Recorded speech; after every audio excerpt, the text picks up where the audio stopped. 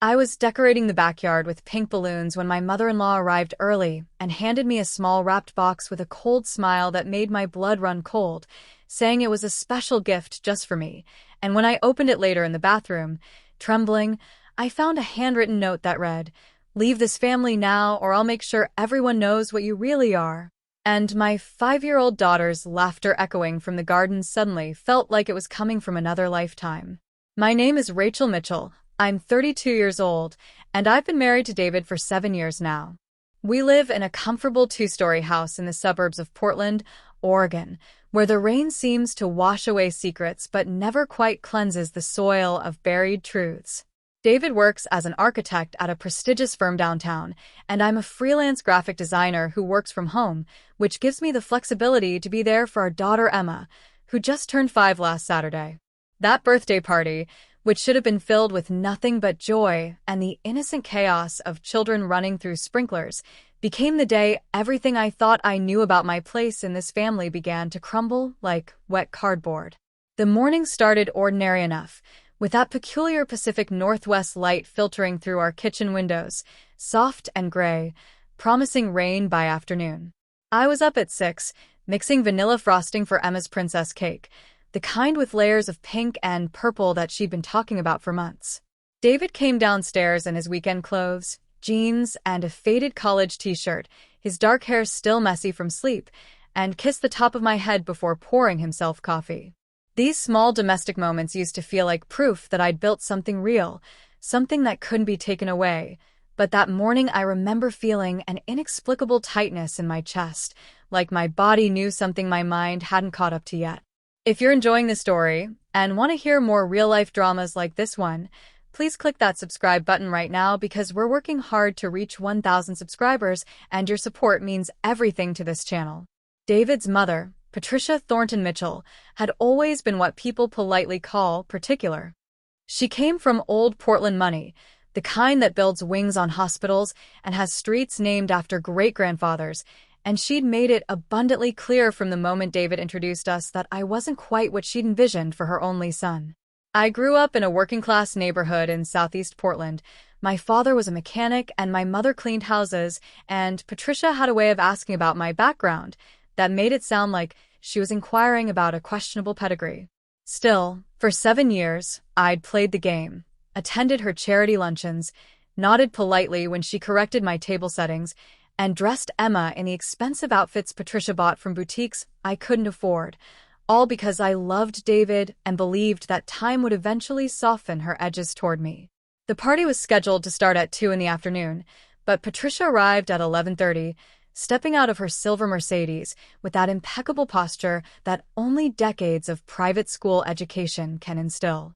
She was wearing cream-colored linen pants and a silk blouse despite the threat of rain, her gray hair styled in that timeless bob that probably cost more than my monthly grocery budget. I was in the backyard, standing on a stepladder trying to hang a banner that kept twisting in the wind, when I heard her voice calling through the house.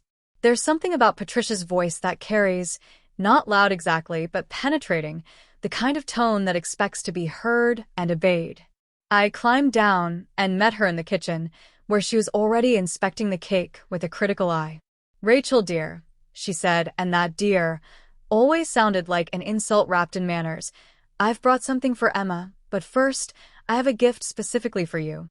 She reached into her designer handbag and pulled out a small box, maybe 4 inches square, wrapped in elegant silver paper with a white ribbon. Her smile didn't reach her eyes as she handed it to me, and there was something in her expression, a kind of triumphant coldness, that made my hands shake slightly as I took it from her. "You should open it now," Patricia said, her voice carrying an edge that felt almost threatening. "It's rather time-sensitive." David walked in at that moment, wiping his hands on a dish towel, and his face lit up with that automatic sun smile that people reserve for their mothers. "Mom, you're early. I was just setting up the sound system outside."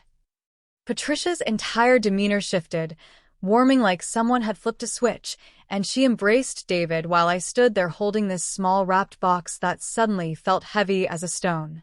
"I wanted to help, darling," she said to him, "and I brought some things for the party." She gestured to several bags by the door that I hadn't noticed, probably filled with expensive decorations that would subtly indicate mine weren't quite sufficient. I excused myself, saying I needed to finish getting ready, and carried the box upstairs to our bedroom. My heart was pounding in a way that felt disproportionate to the situation, but some instinct was screaming at me that whatever was in this box would change everything.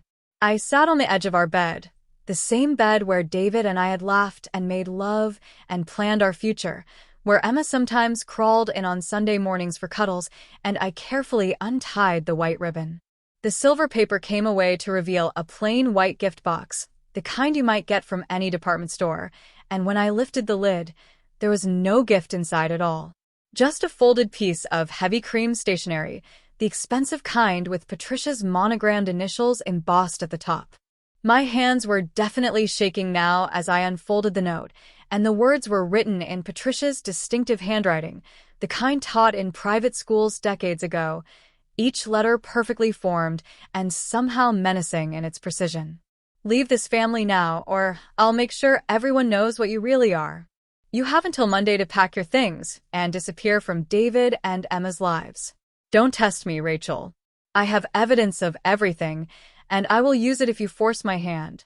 Consider this your only warning. Your subscription really helps us keep creating content like this, so if you haven't clicked that subscribe button yet, please do it now and help us reach our goal of 1,000 subscribers who love real, dramatic stories from everyday life. I must have read those words a dozen times, trying to make them mean something different, trying to understand what everything she could possibly have evidence of. My mind raced through the past 7 years like someone frantically searching through files, looking for whatever secret Patricia thought she'd uncovered. I'm not perfect, nobody is, but I'd lived a fairly unremarkable life before David. I'd dated a few people in college, nothing scandalous. I'd graduated with decent grades, worked various jobs before building my freelance career. I'd never been arrested, never cheated, never done anything that would warrant this kind of threat. And yet, Patricia's certainty in her words made me question my own memory, made me wonder if there was something from my past that I'd forgotten or minimized that she'd somehow dug up and was planning to weaponize. The sound of children's voices drifted up from downstairs, the first guests arriving early, and I realized I'd been sitting on the bed for almost 20 minutes, paralyzed by shock and confusion. I folded the note and hid it in my dresser drawer, under a pile of winter sweaters, then went to the bathroom to splash cold water on my face. The woman looking back at me in the mirror looked pale, her blue eyes wide and frightened, and I forced myself to take deep breaths and put on what I call my everything's fine face, the one I'd perfected over years of trying to meet Patricia's impossible standards. The party unfolded like a surreal dream where I was moving through motions while my mind spun in circles. Emma was radiant in her purple princess dress, her blonde curls bouncing as she ran between her friends, and David was the perfect father, organizing games and making the kids laugh with his goofy voices. Patricia held court near the refreshment table, charming the other parents with that cultivated grace that made everyone think she was warm and generous, while I watched her like you'd watch a snake you'd discovered in your garden, beautiful and terrifying and utterly unpredictable. Every time our eyes met, she'd give me a knowing smile, and I could feel the threat hanging in the air between us like humidity before a thunderstorm. The other parents had no idea that anything was wrong. They complimented the decorations, praised the cake, and made small talk about school starting in the fall. David's sister Jennifer was there with her husband Mark and their 2 kids, and at one point Jennifer pulled me aside to say how happy Emma looked and what a wonderful mother I was. The compliment, which should have warmed me, instead made me want to cry, because I kept thinking about Patricia's note and wondering if this was the last birthday party I'd ever throw for my daughter. The thought was so absurd, so melodramatic, that I almost laughed, but there was nothing funny about the cold certainty in Patricia's handwriting or the calculating way she'd engineered this moment, handing me that threat just hours before an event where I'd have to perform happiness while falling apart inside. If you're finding this story compelling and want to know how it ends, make sure you're subscribed to this channel because we're so close to 1,000 subscribers, and every single subscription helps us continue bringing you these real, emotional stories. When it came time to cut the cake, Everyone gathered around singing happy birthday, and Emma's face glowed with pure joy as she made her wish and blew out the candles. I was standing next to David, his arm around my waist, and Patricia was on Emma's other side, helping her hold the knife for that first ceremonial cut. And in that moment, we must have looked like the perfect multi-generational family, exactly the kind of picture Patricia had probably always wanted, except without me in it. That's when I understood with sudden clarity what this was really about. This wasn't about evidence or secrets or anything I'd actually done. This was Patricia's final play to remove the piece of the picture that had never fit her vision, the working-class girl who'd somehow convinced her son to marry down. After the cake was served and the parents started the slow process of gathering their sugar-high children to leave, Patricia approached me in the kitchen where I was loading the dishwasher. David was outside saying goodbye to the last few families, and we were alone for the first time since she'd handed me that box. "Did you open your gift?" she asked quietly, her voice smooth as poisoned honey. I turned to face her, and something in my expression must have given away my terror, because her smile widened slightly, like a cat that's cornered a mouse. "I thought you might. You have a decision to make, Rachel. Think very carefully about what's best for Emma." "What evidence?" I heard myself asking, my voice barely above a whisper. "Evidence of what, Patricia?" She tilted her head, considering me with those cold blue eyes that David had inherited, but which looked so different on him, warm where hers were calculating. "Does it matter? Do you really want to risk finding out? Do you want David to see whatever I show him and look at you differently? Do you want Emma to grow up knowing her mother was—" She paused deliberately. Not who she pretended to be? The vagueness of her threat was almost worse than a specific accusation because it allowed my imagination to run wild. I thought about every imperfect thing I'd ever done, every white lie, every moment of weakness or poor judgment, and wondered which of these Patricia had somehow transformed into evidence damning enough to destroy my marriage. "I don't understand what you think you know," I said, trying to keep my voice steady, "but I haven't done anything wrong. I love David and Emma. This is my family." "Your family," Patricia repeated, as if the words were distasteful. "You've played house quite well, I'll give you that. But David deserves someone from his own world, someone who understands his background and can be a proper partner for his career. You've held him back, Rachel. He could have married Clarissa Huntington, did you know that? They dated before you, and her family has connections that would have opened doors for David that you could never access. But he was blinded by your—" She gestured vaguely at me. "Youthful appeal, I suppose. I've been patient, hoping you'd prove me wrong, but 7 years is long enough to see that you're not what this family needs." The honesty was almost refreshing in its cruelty. This wasn't about evidence at all. This was about class and control and a mother who never accepted that her son had chosen his own path instead of following her blueprint. "You can't just order me to leave my husband and child," I said, and I was proud that my voice came out stronger now, anger beginning to burn through the fear. "David loves me. Emma needs her mother. Whatever you think you can threaten me with, it won't work." Patricia's expression hardened. "We'll see about that. You have until Monday, Rachel. If you're still here, I'll have no choice but to show David what I found. And trust me, once he sees it, he won't look at you the same way ever again." Click that subscribe button right now and help us build a community of 1,000 subscribers who love these raw, real-life stories, because your support means we can keep sharing these important narratives. She left then, sweeping out of the kitchen with her bags of unused, expensive decorations, and I heard her saying warm goodbyes to David and Emma, the doting grandmother and mother, leaving me alone with the wreckage of my shattered peace. When David came back inside carrying a sleepy Emma, he found me standing at the sink, staring out at the backyard where pink balloons bobbed in the evening breeze, and he asked if I was okay. I said I was just tired, and he believed me, because why wouldn't he? In 7 years of marriage, I'd never given him reason to doubt me, had never been anything but honest and devoted, and the fact that his mother was orchestrating this psychological torture would have seemed impossible to him, so far outside his understanding of the woman who'd raised him that he couldn't have comprehended it even if I'd tried to explain. That night, after Emma was asleep and David had dozed off watching television, I retrieved Patricia's note from my drawer and read it again by the bathroom light, searching for some clue to what she thought she had on me. The phrase, "what you really are," kept echoing in my mind, so ominous and yet so empty of actual meaning. What was I really? A woman who'd worked hard to build a life? Someone who'd married into a family that considered her beneath them? A mother who loved her daughter more than anything? I thought about my past with the kind of detailed scrutiny usually reserved for criminal investigations, and the only thing I could think of that might be considered remotely scandalous was a brief relationship I'd had in my early 20s with a guy named Marcus who turned out to be married, though I'd broken things off the moment I found out and had been devastated by the deception. Could that be what Patricia had found? Some record of that relationship that she was planning to twist into something ugly?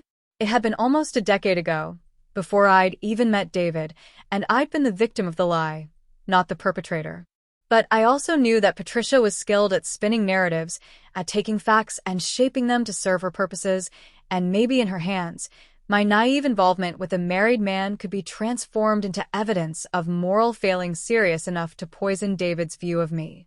The thought made me sick, not because I'd done anything wrong, but because I could see how it might work, how Patricia could present it with just the right amount of horror and disappointment to make David question everything about our relationship. Sunday passed in a fog of anxiety, where I jumped every time my phone buzzed, expecting some message from Patricia tightening the screws of her ultimatum. David noticed I was distracted and asked several times if something was bothering me, and each time I manufactured a smile and blamed it on being tired from the party. Emma was still riding the high of her birthday, playing with her new toys and chattering about which friends had come and which games had been the most fun, and I held her extra tight during bedtime stories, breathing in the strawberry scent of her shampoo and fighting back tears at the thought that Patricia's threat might somehow separate me from these moments. That evening, after Emma was asleep, I made a decision. I wasn't going to run, wasn't going to let Patricia's vague threats drive me from my home and family without even knowing what I was supposedly guilty of. Instead, I was going to confront this head-on, demand to see this so-called evidence, and expose Patricia's manipulation to David. It was risky, because I didn't know what she actually had, but the alternative, disappearing from my daughter's life based on nothing but intimidation, was unthinkable. I'd rather face whatever Patricia thought she could use against me than live as a coward who abandoned her family without a fight.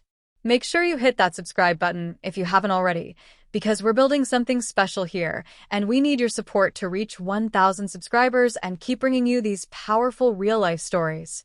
Monday morning came with typical Portland rain, steady and gray, the kind that makes everything look washed out and melancholy.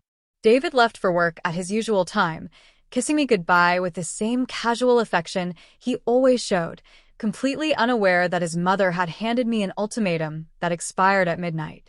I dropped Emma at her preschool, watching her run into the building with her pink backpack bouncing, and then instead of going home, I drove to Patricia's house in the West Hills, one of those elegant old neighborhoods where the houses are set back from winding roads and surrounded by old-growth trees.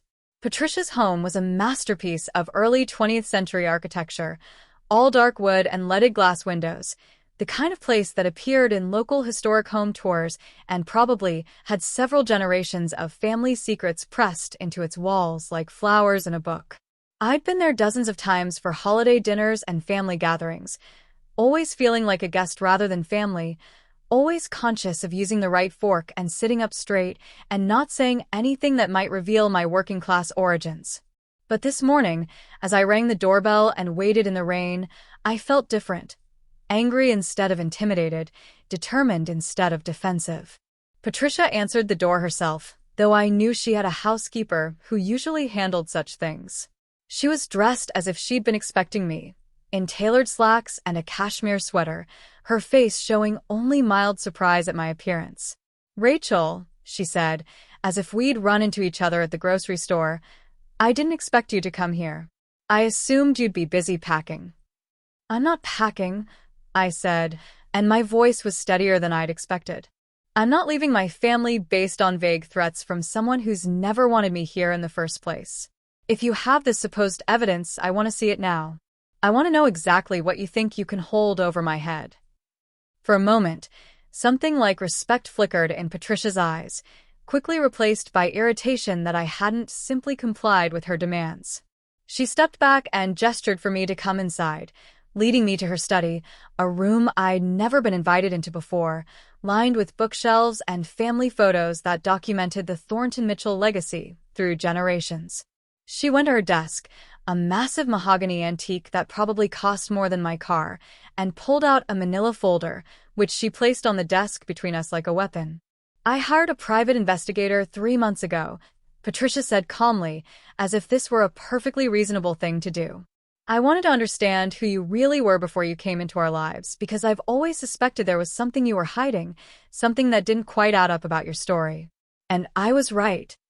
She left then, sweeping out of the kitchen with her bags of unused, expensive decorations, and I heard her saying warm goodbyes to David and Emma, the doting grandmother and mother, leaving me alone with the wreckage of my shattered peace. When David came back inside carrying a sleepy Emma, he found me standing at the sink, staring out at the backyard where pink balloons bobbed in the evening breeze, and he asked if I was okay. I said I was just tired, and he believed me, because why wouldn't he? In 7 years of marriage, I'd never given him reason to doubt me, had never been anything but honest and devoted, and the fact that his mother was orchestrating this psychological torture would have seemed impossible to him, so far outside his understanding of the woman who'd raised him that he couldn't have comprehended it even if I'd tried to explain. That night, after Emma was asleep and David had dozed off watching television, I retrieved Patricia's note from my drawer and read it again by the bathroom light, searching for some clue to what she thought she had on me. The phrase, "what you really are," kept echoing in my mind, so ominous and yet so empty of actual meaning. What was I really? A woman who'd worked hard to build a life? Someone who'd married into a family that considered her beneath them? A mother who loved her daughter more than anything? I thought about my past with the kind of detailed scrutiny usually reserved for criminal investigations, and the only thing I could think of that might be considered remotely scandalous was a brief relationship I'd had in my early 20s with a guy named Marcus who turned out to be married, though I'd broken things off the moment I found out and had been devastated by the deception. Could that be what Patricia had found? Some record of that relationship that she was planning to twist into something ugly? It had been almost a decade ago, before I'd even met David, and I'd been the victim of the lie, not the perpetrator.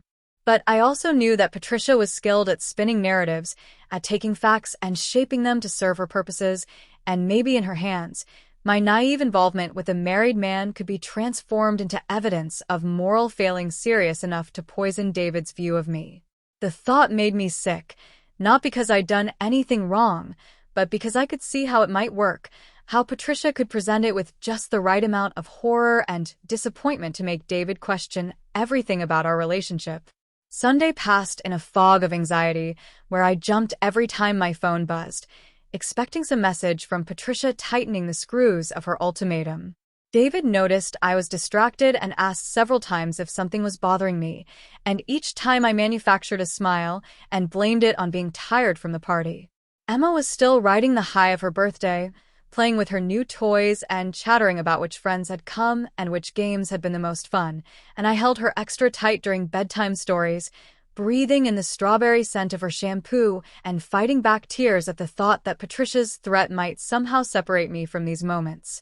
That evening, after Emma was asleep, I made a decision. I wasn't going to run, wasn't going to let Patricia's vague threats drive me from my home and family without even knowing what I was supposedly guilty of. Instead, I was going to confront this head-on, demand to see this so-called evidence, and expose Patricia's manipulation to David. It was risky, because I didn't know what she actually had, but the alternative, disappearing from my daughter's life based on nothing but intimidation, was unthinkable. I'd rather face whatever Patricia thought she could use against me than live as a coward who abandoned her family without a fight.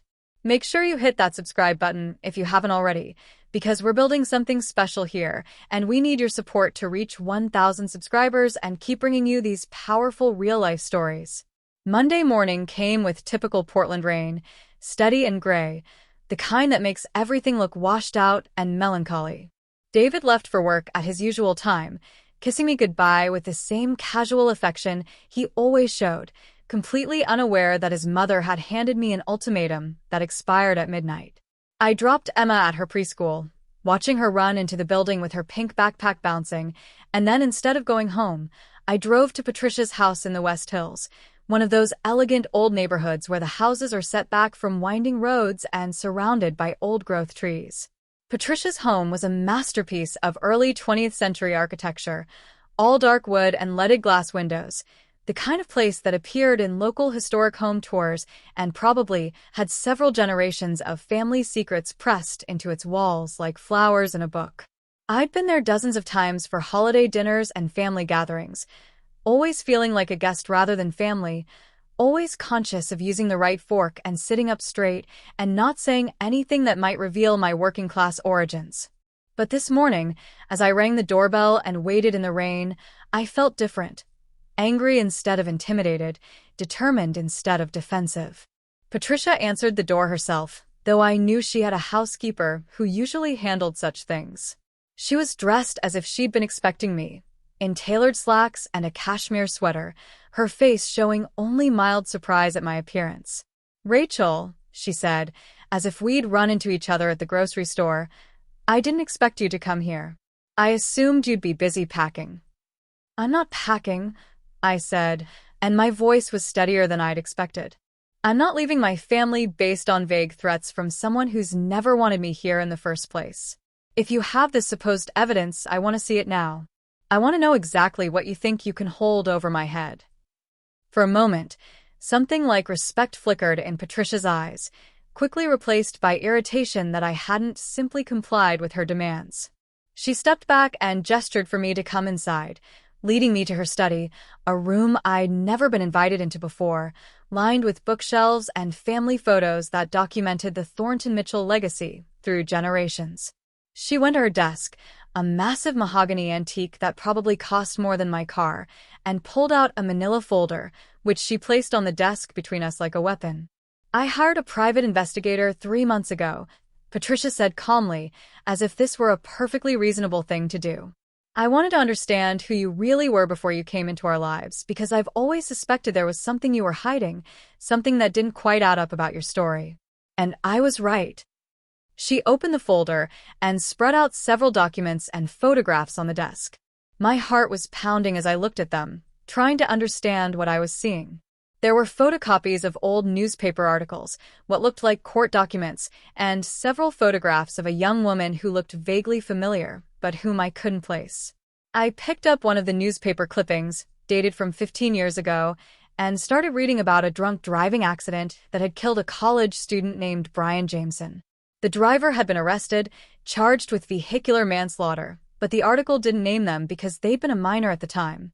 "This has nothing to do with me," I said, confusion mixing with my anger. "I've never even heard of Brian Jameson. What is this?" Patricia's smile was thin and triumphant. "Look at the court documents more carefully, Rachel. Or should I say, Rachel Marie Peterson." My maiden name hung in the air between us, and I looked at the documents again, this time focusing on the names. And there it was, Rachel M. Peterson, listed as the defendant in the vehicular manslaughter case, age 17 at the time of the accident. My blood went cold, not because it was true, but because I suddenly understood how devastating this would look even though it had nothing to do with me. "This isn't me," I said, my voice rising. "My middle name is Anne, not Marie. I've never been in any kind of accident, let alone one that hurt someone. This is a different person with the same name." If you're invested in this story and want to hear how Rachel fights back, please subscribe to this channel right now and help us reach our goal of 1,000 subscribers who appreciate these authentic, emotional narratives.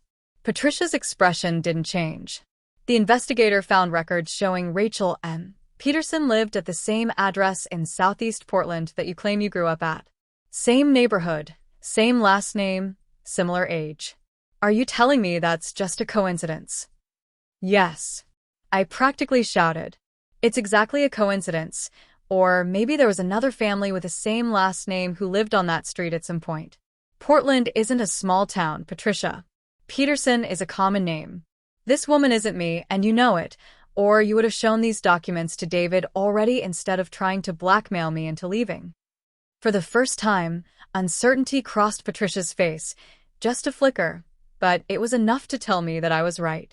She'd found these documents and had been so eager to believe they were about me, so desperate to have something she could use to drive me away, that she hadn't properly verified whether this Rachel M. Peterson was actually Rachel and Mitchell Nay Peterson.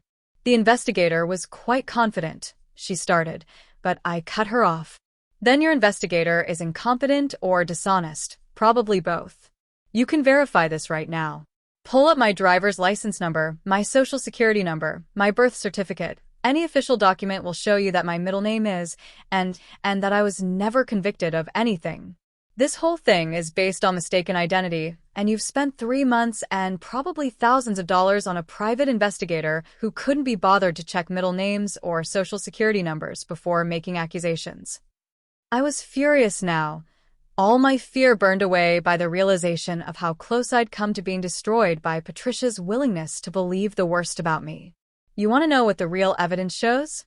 It shows that you've been looking for any excuse to get rid of me since the day David introduced us. You've never cared whether I was a good wife to your son or a good mother to your granddaughter. You've only cared that I didn't come from the right neighborhood or the right family or the right social class. And when you couldn't find anything real to use against me, you grabbed onto this case of mistaken identity and turned it into a weapon. Patricia's face had gone pale, then flushed with anger. How dare you speak to me that way in my own home? You may have convinced David that you're good enough for him, but I see through you, Rachel. You're a gold digger who trapped my son with a pregnancy. Emma was conceived 4 months after we got married, I said coldly, and you know that because you've probably counted the months 1,000 times hoping the math would be different, so you could accuse me of exactly that. I have loved David since the day I met him at that art gallery opening where I was working as a server, and he was there with his colleagues. I didn't know who his family was or how much money he had. I fell in love with him because he was kind and funny and treated me like I mattered, and I've spent 7 years trying to prove to you that I deserve him, but I'm done with that now. Hit that subscribe button and join our community of nearly 1,000 subscribers who love these intense, real-life drama stories, because your support keeps this channel growing and bringing you more content like this. I gathered up the papers and photographs from Patricia's desk and put them back in the folder. I'm taking these with me, I said, because I'm going to show them to David tonight, along with the note you gave me at Emma's party. I'm going to tell him everything about this whole sick attempt to blackmail me out of his life based on documents about someone else entirely. And then you and I and David are going to sit down and figure out what kind of relationship we can have going forward, because I'm not going to let Emma grow up with a grandmother who tried to destroy her mother based on lies. Patricia stood up, her posture rigid with fury. If you tell David about this, I'll deny everything. I'll say you're making it up, that you're trying to turn him against me because you've always been jealous of our relationship. You gave me a written note, I reminded her, pulling my phone out of my pocket. And I've just recorded this entire conversation. It was a bluff. I hadn't actually recorded anything, but Patricia's face showed that the threat landed. She sank back into her chair, suddenly looking older, and for a moment I almost felt sorry for her. This woman who'd built her whole identity around family legacy and social position and couldn't accept that her son had chosen love over pedigree. Why couldn't you just leave? Patricia asked quietly, and there was something almost vulnerable in her voice. David would have been fine. Emma would have adjusted. They would have moved on, and David could have found someone more suitable. More suitable than their wife and mother? I shook my head. You really don't understand what family means, do you? It's not about suitability or social connections or having the right last name. It's about love and commitment and showing up every day even when it's hard. I'm suitable for David because I love him with everything I have. I'm suitable for Emma because I would die before I let anyone hurt her. And I'm sorry that you can't see that, but it's not my problem anymore. You tried to destroy my marriage based on documents you didn't even properly verify, David said, and his voice was shaking with controlled fury. You terrorized Rachel for days, made her think you had evidence that would turn me against her, tried to blackmail her into abandoning her daughter, All because you found a court case involving someone with a similar name from the same general area of Portland. Did it never occur to you to check middle names? Social security numbers? Or did you just not care because you were so desperate to be right about Rachel being wrong for me? Patricia's face was pale, and for the first time since I'd known her, she looked genuinely shaken. I wanted what was best for you, she said, but it sounded weak even to her own ears. I've always wanted what was best for you, David. This girl from nowhere with no family connections, no background, no understanding of your world. I knew she would hold you back. I knew you'd made a mistake marrying her, and I thought if I could just show you who she really was. Who she really is, David interrupted, is the woman I love, the mother of my child, my partner in every way that matters. And the fact that you couldn't see that, the fact that you valued social connections and background more than character and love, says everything about your priorities and nothing about Rachel's worth. I sat there watching this unfold, and part of me wanted to feel triumphant, to enjoy seeing Patricia finally exposed and held accountable, but mostly I just felt sad. Sad that it had come to this. Sad that David was learning such painful truths about his mother. Sad that Emma's grandmother was someone capable of such calculated cruelty. Patricia was crying now, not the elegant tears of someone used to emotional manipulation, but genuine distressed crying that made her mascara run and her carefully constructed facade crumble completely. I'm sorry, Patricia said, though she was looking at David, not at me. I'm so sorry. I was wrong. I was so sure I was protecting you, but I can see now that I was just trying to control something I couldn't accept. Rachel, I apologize for the pain I've caused you. I apologize for the horrible things I did and said. I don't expect you to forgive me, but I am genuinely sorry. It was the first time Patricia had ever apologued. Eyes to me for anything in 7 years, and hearing those words should have felt like victory, but instead they just felt hollow, like lines being read from a script because the actor had no other choice. David was quiet for a moment, processing his mother's apology. Then he leaned forward with his elbows on his knees, his hands clasped together in that way that meant he was about to say something difficult but necessary. Mom, I love you, and I know that somewhere underneath all of this, you thought you were helping me. But what you did wasn't just wrong, it was abusive. You tried to manipulate Rachel into abandoning her family based on lies. You terrorized her psychologically during our daughter's birthday party, of all times. You spent 3 months, and who knows how much money trying to dig up dirt on someone who's never been anything but good to me and good to Emma. And the worst part is that I don't think you would have stopped if Rachel hadn't confronted you. I think you would have shown me these documents, knowing they were unverified, and let me believe the worst about my wife just so you could say you were right about her all along. Patricia flinched at each accusation, and I could see her aging before my eyes, the weight of her actions finally settling on her shoulders in a way that no amount of money or social position could cushion.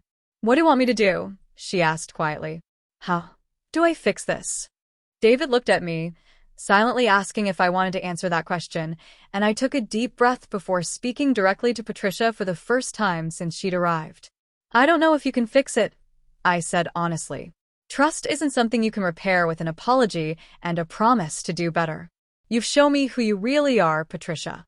You're someone who values appearances and social status more than the well-being of your own family. You're someone who's willing to use psychological torture to get what you want. And while I appreciate your apology, I can't just forget what you did or pretend it didn't happen. If you're still following the story and want to hear the conclusion, make sure you're subscribed to this channel because we're building a community of people who love these authentic, emotional, real-life narratives, and we need your support to reach 1,000 subscribers. Patricia nodded slowly, wiping at her eyes with a tissue that was already destroyed beyond usefulness. I understand. What can I do to even begin to make amends? First, David said, taking control of the conversation again, you need to understand that things are going to change. You don't get to have unlimited access to our family anymore. You don't get to drop by whenever you want or make comments about Rachel's parenting or our lifestyle choices or anything else. You've lost the privilege of being trusted as a positive influence in our lives. Second, you're going to therapy. I'm not asking, Mom. You're going to find a good therapist and work through whatever makes you think this kind of behavior is acceptable.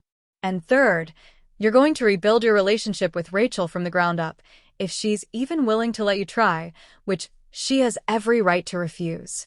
I'll do whatever it takes, Patricia said, and she was looking at me now, really looking at me for maybe the first time ever, seeing me as a person rather than an obstacle.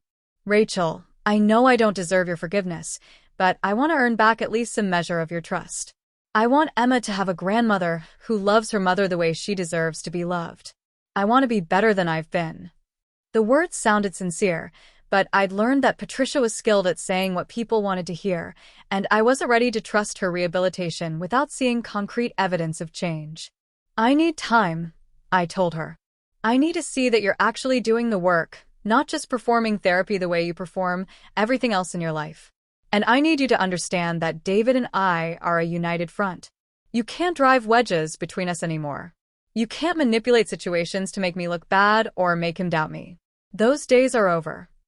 Patricia agreed to everything, nodding along like a student taking notes from a particularly stern teacher, and before she left that evening, she wrote out a formal apology letter that David dictated, acknowledging specifically what she'd done wrong and committing to the conditions we'd set for future contact. She signed it and dated it, and we all understood that it was both an apology and a legal document, evidence that could be used if she ever tried to claim we'd cut her off unreasonably or turned Emma against her. It was sad that it had come to this kind of formality in a family relationship, but it was also necessary, a boundary marked clearly so there could be no confusion about where we stood. The next few weeks were strange and tense. Patricia did follow through on finding a therapist, sending David weekly updates on her sessions, though we didn't ask for details and she didn't offer them. She stopped calling and texting constantly, respecting our request for space, and when she did reach out, it was always through David first, asking if it would be okay to see Emma or send a gift or make a visit. The change was so dramatic that it almost felt like we were dealing with a different person, someone who'd been playing a role for so long that she'd forgotten how to be genuine until the role was forcibly taken away from her. Emma noticed the difference too, asking why Grandma Patricia didn't come over as much anymore, and David and I struggled with how much to tell her. We settled on a simplified truth, explaining that Grandma had done something that hurt Mommy's feelings, and that grown-ups sometimes need time apart to work through their problems, just like kids do when they have arguments with friends.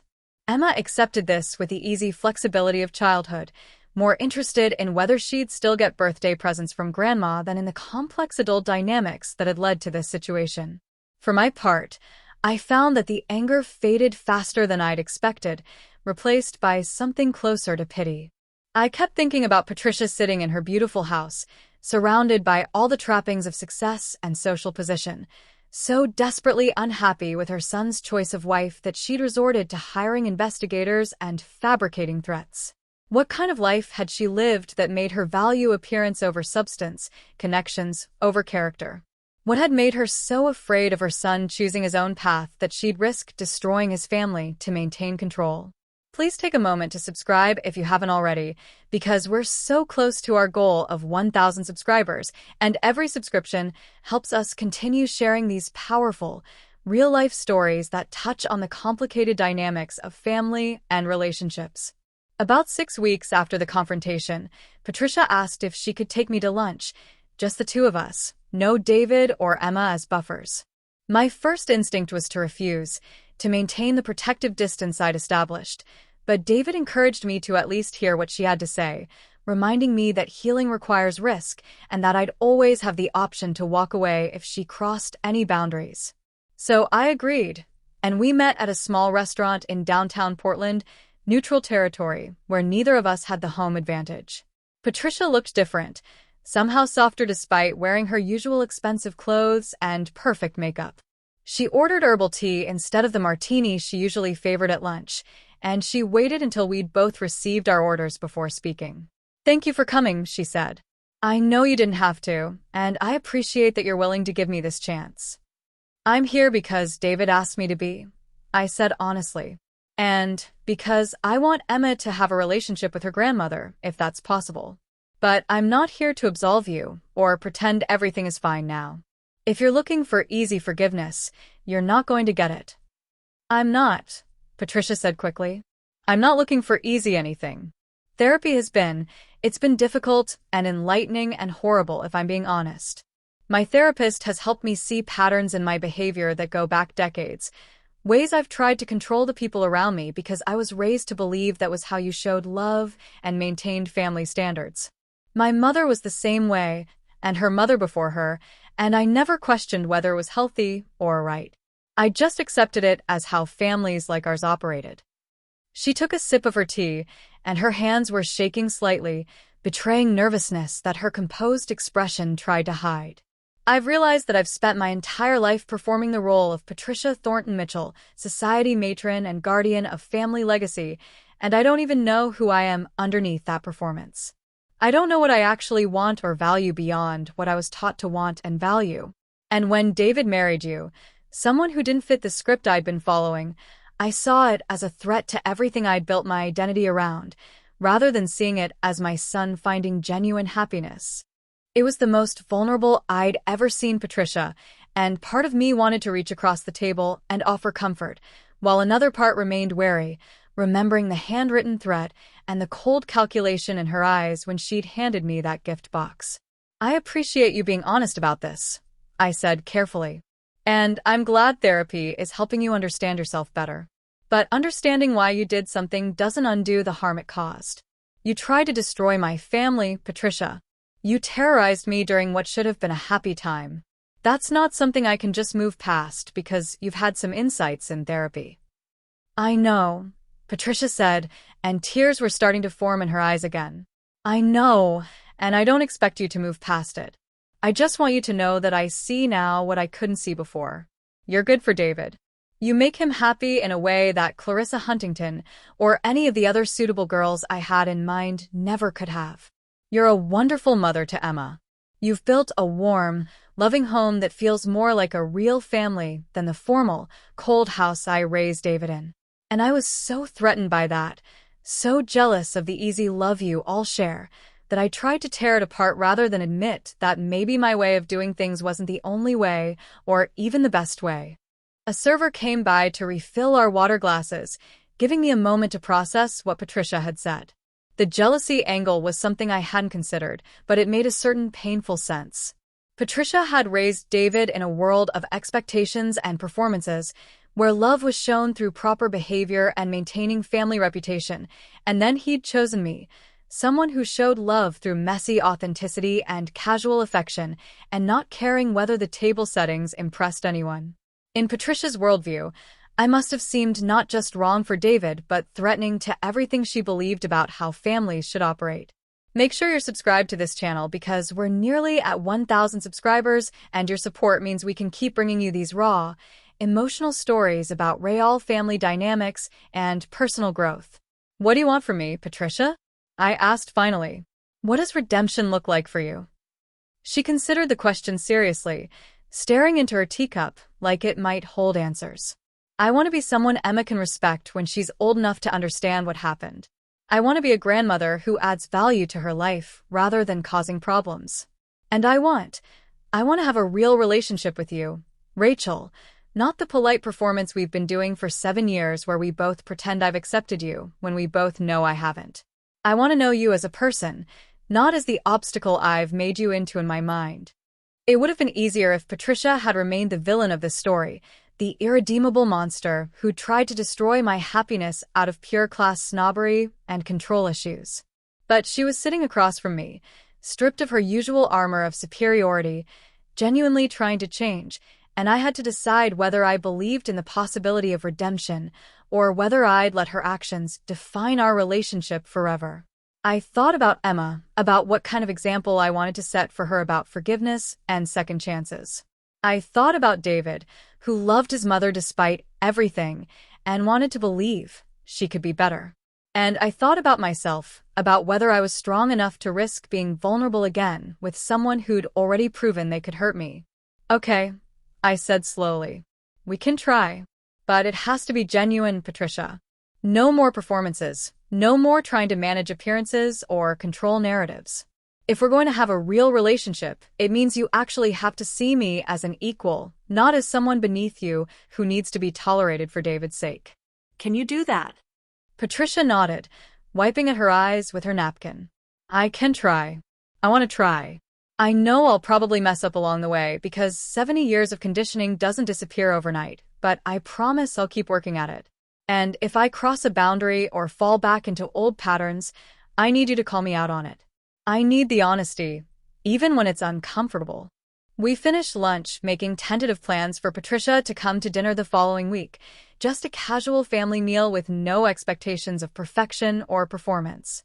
As we left the restaurant and said goodbye on the sidewalk outside, Patricia surprised me by pulling me into a hug, awkward and brief, but genuine. Thank you for giving me another chance, she whispered. I know I don't deserve it.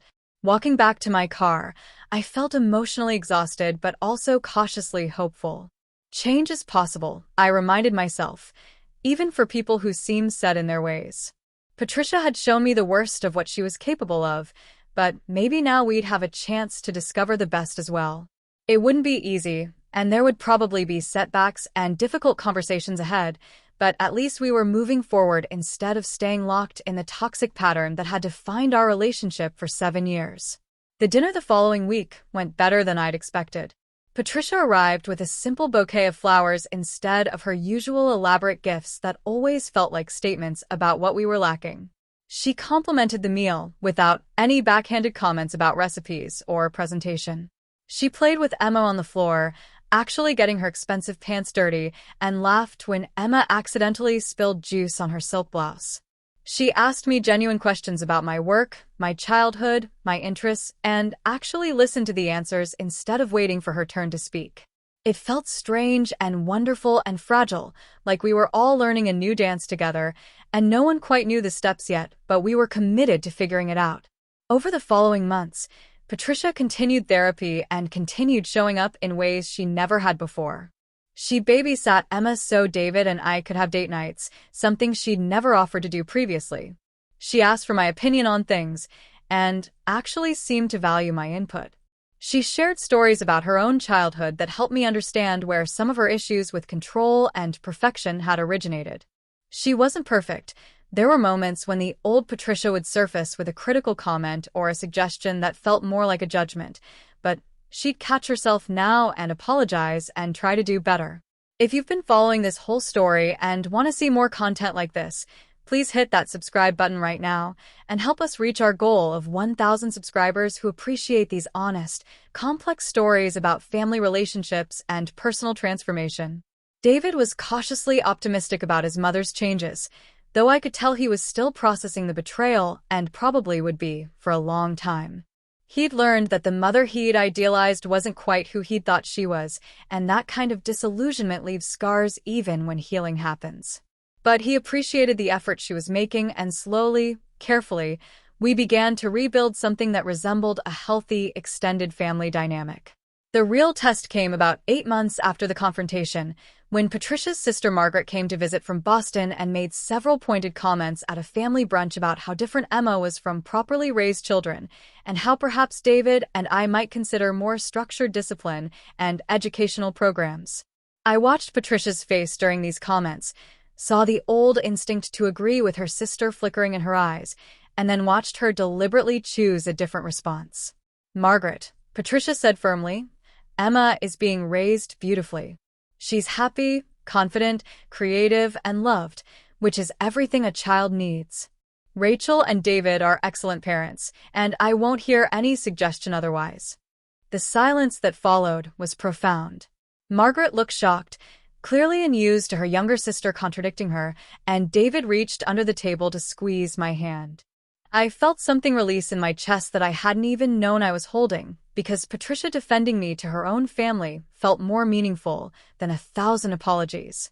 It was evidence that the change wasn't just performance for our benefit but was extending into the other areas of her life as well. After Margaret left, Patricia pulled me aside in the kitchen. "Was that okay?" she asked anxiously. I probably could have been more diplomatic, but I just couldn't sit there and let her criticize your parenting when I've spent months watching you be such a wonderful mother to Emma. I needed her to know that I stand with you and David, not with the old ways of doing things. It was more than okay, I said, and I meant it. It was exactly what I needed to see. Thank you for standing up for us. Patricia smiled, and it was real and warm and nothing like the calculated expressions I'd received from her for so many years. I'm learning that real family loyalty means defending the people you love, not the image you want to project. It's harder than I thought it would be, but it's also more rewarding.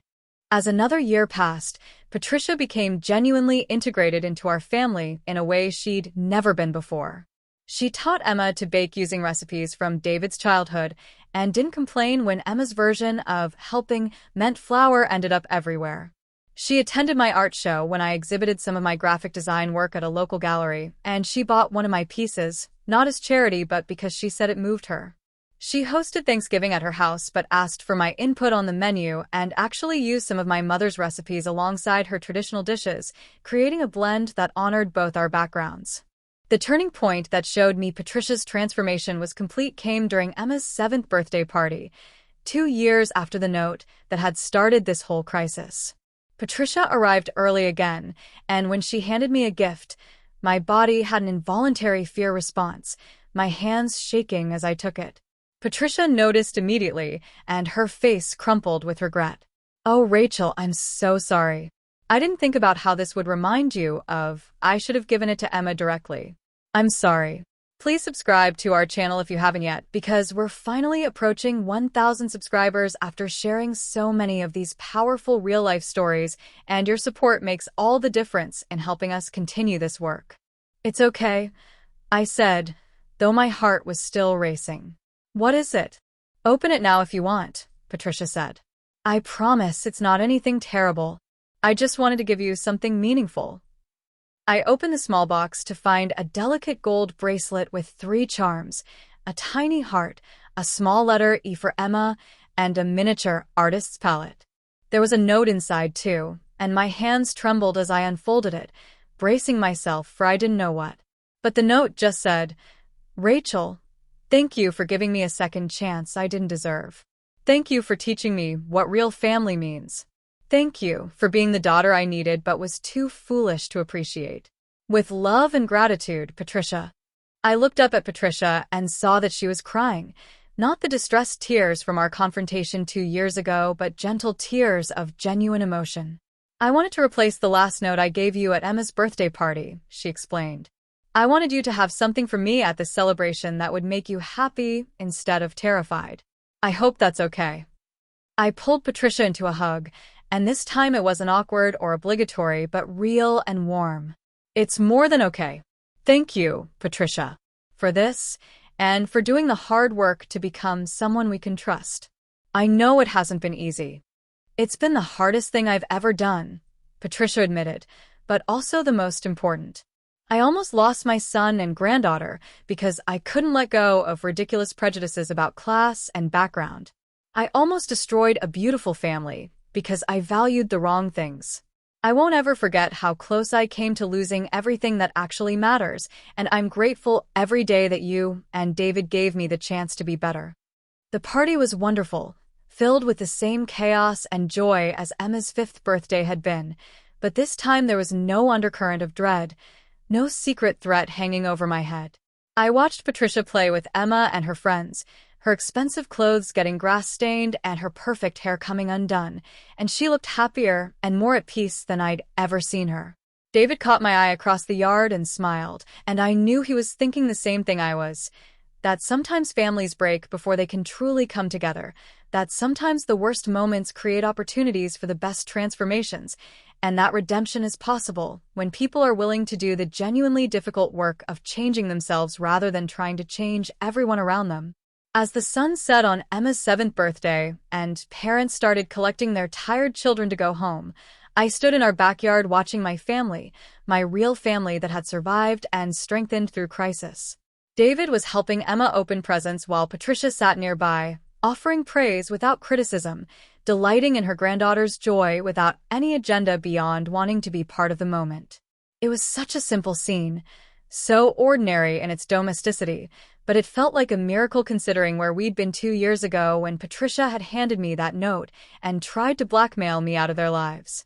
That evening, after Emma was asleep and the house was cleaned up, David and I sat on the back porch with glasses of wine, reviewing the day. "I'm proud of you," he said, taking my hand. "For confronting my mother when she threatened you, for being brave enough to fight for our family, and for being generous enough to let her back in when she worked to deserve it. A lot of people wouldn't have given her a second chance." "I almost didn't," I admitted. "There were so many moments when I wanted to just cut her out completely and protect us from ever being hurt like that again. But I kept thinking about Emma and about what kind of example I wanted to set for her about forgiveness and growth. And I thought about how sad it would be if Patricia died never knowing what it felt like to have real, authentic relationships with her family instead of just performing the role she thought she was supposed to play." David was quiet for a moment, looking out at the yard where pink balloons still bobbed in the evening breeze, so similar to the scene from 2 years ago, but now meaning something completely different. "Do you think she's really changed, or is this just a very long performance?" It was a question I'd asked myself many times, examining Patricia's actions for signs of manipulation or hidden agendas. "I think she's really changed," I said finally. "Not completely, and probably not permanently without ongoing effort, but genuinely. She's done the work. She's confronted uncomfortable truths about herself. She's made amends not just with words, but with consistent changed behavior over 2 years. That's not performance. That's transformation." Subscribe to this channel right now if you want to see more stories like this one, because we're so close to reaching 1,000 subscribers, and every person who subscribes helps us continue sharing these important narratives about family, forgiveness, and personal growth. "I'm glad," David said. "I'm glad she changed, and I'm glad you gave her the chance to prove it. I love my mother, despite everything, and I was terrified that what she'd done would mean losing her from our lives entirely. But I also want you to know that if she ever crosses that line again, if she ever tries to hurt you or manipulate our family, there won't be another chance. You and Emma are my priority always." "I know," I said, leaning my head on his shoulder. "And that's why I felt safe enough to let Patricia back in, because I knew you'd always choose us first. That's what real family means." We sat there in comfortable silence as the light faded and the first stars appeared in the Portland sky, and I thought about the journey that had brought us to this moment. From that terrifying note at Emma's birthday party to Patricia's redemption 2 years later, we traveled through crisis and confrontation and careful rebuilding to arrive at something that felt like genuine family connection. It hadn't been easy, and there would probably be challenges ahead because human beings are complicated and change is never a straight line, but we'd proven that we could survive the worst and come out stronger. The bracelet Patricia had given me caught the last rays of sunlight, the charms glinting against my wrist. Heart, E for Emma, artist's palette. It was a perfect symbol of what family could be when people chose authenticity over performance, when they valued connection over control, when they did the hard work of becoming their best selves rather than trying to force everyone else to fit their expectations. I touched each charm gently, thinking about the 2 notes Patricia had given me at Emma's birthday parties, separated by 2 years and a universe of change. The first designed to drive me away, the second welcoming me deeper into the family I'd fought to keep. Emma would grow up knowing her grandmother as someone who'd made terrible mistakes but had found the courage to acknowledge them and change, and that would be a valuable lesson in its own right. She'd learn that people are complex, that families can heal from serious wounds, and that redemption is possible when someone is willing to do the genuinely difficult work of transformation. These weren't lessons you could teach from books or lectures, but lived experiences that would shape Emma's understanding of forgiveness, accountability, and the complicated nature of human relationships. As David and I finally went inside for the night, I paused at Emma's bedroom door to watch her sleep, her blonde curls spread across her pillow and her breathing soft and steady. This was what Patricia had tried to take from me with that note 2 years ago, these quiet moments of motherhood, the privilege of being there for school mornings and skinned knees and birthday parties and all the ordinary, extraordinary moments that make up a childhood. The fact that Patricia now understood the magnitude of what she'd almost destroyed, the fact that she valued these moments too and fought to earn her place in them, made her transformation real and meaningful.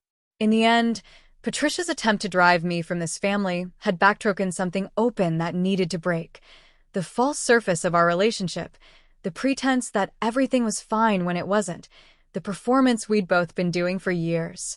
By forcing the conflict into the open, by pushing me to fight back and demand authenticity, Patricia had inadvertently created the conditions for genuine relationship to develop. It was a painful path to connection, and I wouldn't recommend it to anyone, but it was ours, and it had led us somewhere worth arriving. If you followed Rachel's story all the way to this conclusion, please show your support by subscribing to this channel because we're almost at 1,000 subscribers, and your subscription helps us continue bringing these real, complex, emotionally authentic stories to people who appreciate honest narratives about family dynamics. 2 years after that birthday party, 2 years after the note that read, "Leave this family now," I was more firmly rooted in this family than I'd ever been before.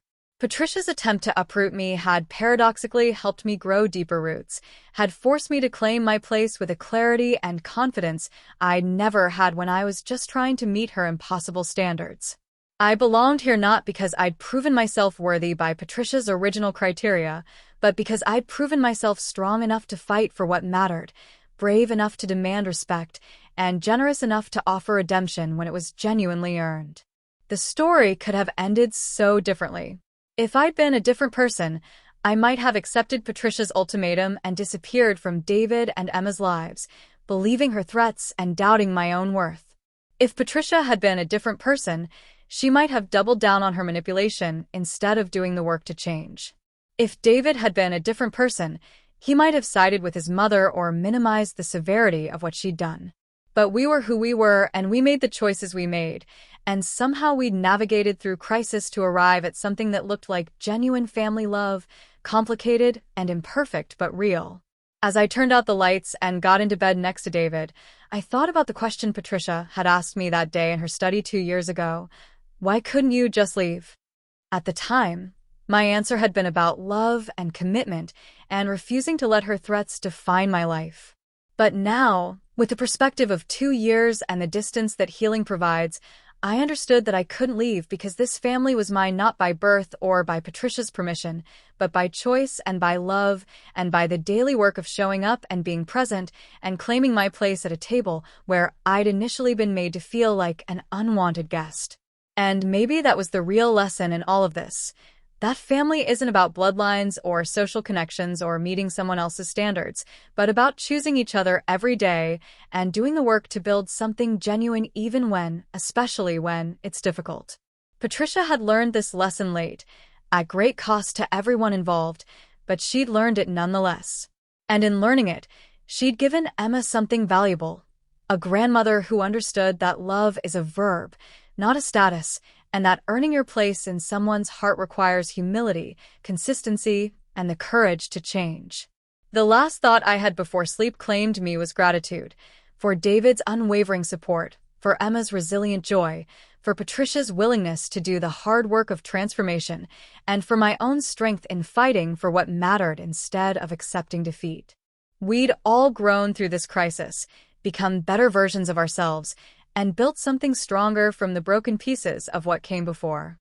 And that small gold bracelet on my wrist, with its 3 simple charms, would forever remind me that sometimes the worst moments create the space for the best transformations, and that family, real family, is worth fighting for even when the battle is hard and the outcome uncertain.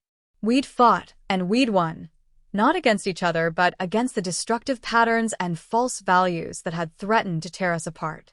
And now we had the chance to build something better, something authentic, something worth passing down to Emma and whatever children might come after her. The knowledge that love is stronger than pride, that change is possible, and that family at its best is not about perfection but about showing up for each other, especially and most importantly when it's hard. Please take a moment right now to subscribe to this channel and help us reach our goal of 1,000 subscribers, because your support allows us to continue creating and sharing these meaningful stories about real families, real struggles, and real transformation.